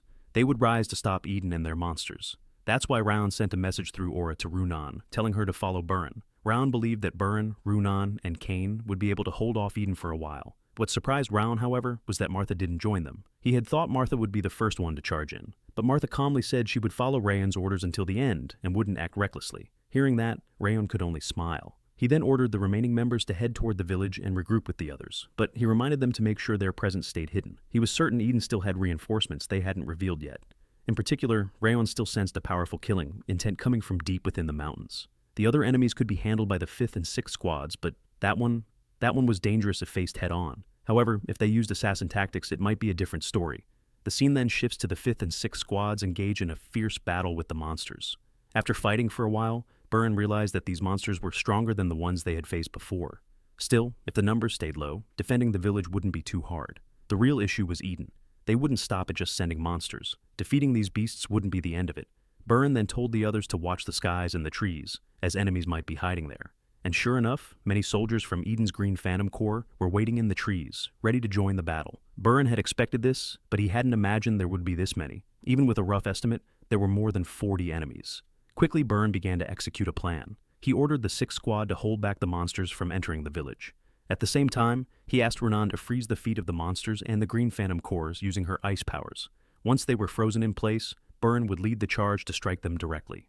Following Burren's orders, Renan unleashed her ability, freezing the enemy's feet one by one. As soon as they were immobilized, Burren readied his skill and lunged into the front lines to attack. But suddenly, a Green Phantom Corps member appeared above Burren, ready to strike. Luckily, Burren dodged the ambush just in time. However, that wasn't the end of it. Poisoned arrows began raining down from above. To make matters worse, the enemy also released a poisonous mist across the battlefield, aiming to weaken the Zieghart troops. Realizing what was happening, Burren quickly ordered everyone to cover their mouths. Unfortunately, it was already too late. The poison had spread, and now none of them could use their aura. On top of that, no one could move their bodies as they wanted. If things continued like this, the Ziegharts would lose for sure. Then suddenly, a massive attack burst forth, completely blocking Burren's view. It turned out that the attack came from Martha, who had arrived just in time to help the others. After that, she ordered everyone to eliminate the enemies and not let a single one slip through. With reinforcements arriving, the 5th and 6th squads were finally saved and managed to push the enemy back. The enemy clearly hadn't expected the Ziegharts to be this strong. Just as the Green Phantom Corps were trying to retreat, the leader of Eden appeared, shocking everyone. Standing before them was a being even stronger than the Green Phantom Corps, the Green Battle Phantom. The Green Battle Phantom was one of Eden's lower-ranked executives. Burren asked why someone like him was there, but the Green Battle Phantom ignored the question and commented that, for trainees, they didn't look too bad. Judging by their strength, Martha should have already known they couldn't take him down, and yet none of them ran away. So the Green Battle Phantom declared that he would kill them all for not knowing their limits. Then he launched his attack.